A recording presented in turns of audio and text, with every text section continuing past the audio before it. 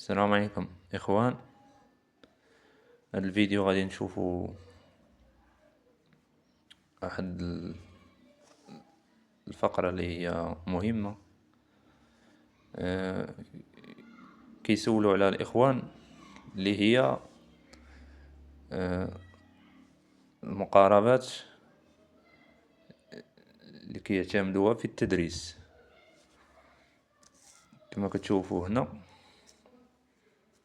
les approches utilisées dans l'enseignement، يعني المقاربات المعتمدة في التدريس. أول مقاربة اللي هي l'approche par contenu، اللي هي المقاربة بالمحتويات. هذه أول مقاربة تعتمدت سنة 1956، يعني ما بين 1956 حتى 1985. شنو كتقول هاد لابروش؟ كتقول لك سيدي هذه ان ابروش تراديسيونال. ما معنى تراديسيونال؟ يعني تقليدية، كتعتمد على الإلقاء، طريقة تقليدية، فقط الإلقاء. المتعلم فقط هو واحد الوعاء،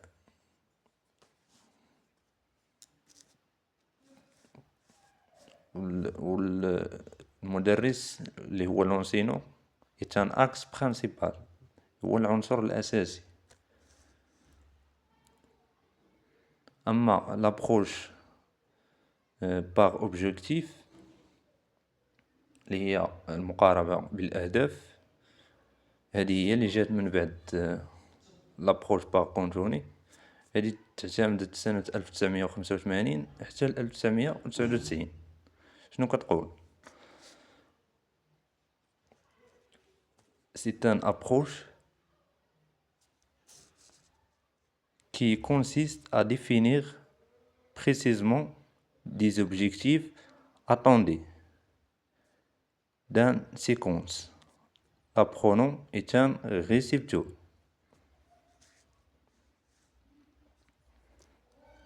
يعني هاد المقاربة كتعتمد فقط على الأهداف، لي زوبجيكتيف منتظرة فقط، على قول الله أكبر. آخر لابروش اللي هي لابروش باغ كومبيتونس، اللي هي حاليا كيعتمدوا عليها في التدريس. كتقول لك سيدي لابرونون يكون élément actif qui participe à la construction du savoir et réalise d'un ensemble de tâches complexes. يعني المتعلم هو محور العملية التعليمية التعلمية، اللي هو اللي كيبني المعارف بذاته، وكيقدر يدير واحد المجموعة ديال لي طاش اللي هما معقدة. دونك هذه هي لابروش باغ كومبيتونس.